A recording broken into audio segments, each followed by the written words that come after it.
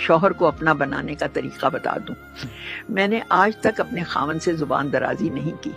وہ دنیا کی سب سے بری ترین بات بھی کہہ جائیں تو میں دل ہی دل میں خود کو سمجھاتی رہتی ہوں، کوئی بات نہیں، کہہ لینے دو، میں سن سکتی ہوں. اور میرے اللہ نے مجھے مضبوط بنایا ہے. دکھ تو ہوتا ہے، ظاہر ہے میں بھی انسان ہوں، لیکن یہی دین ہے، یہی خاوند کا حق ہے، یہی مقام ہے. آپ صلی اللہ علیہ وسلم کے پاس ایک عورت تشریف لائی اور پوچھنے لگی میری شادی ہونے والی ہے، مجھے نصیحت فرمائیں کہ میرے خاوند کا مجھ پر کیا حق ہے. آپ صلی اللہ علیہ وآلہ وسلم نے فرمایا تیرے خاوند کے سارے جسم میں پیپ پڑ جائے اور تو اپنی زبان سے چاٹ کر صاف کرے، تب بھی تو نے اپنے خاوند کا حق ادا نہیں کیا. اللہ اکبر. اتنا بڑا مرتبہ ہے اور اتنی بڑی عزت ہے. خود کو اللہ کے قریب کیجئے، اپنے صبر سے نفس کو قابو میں رکھنا ہی اصل دین ہے.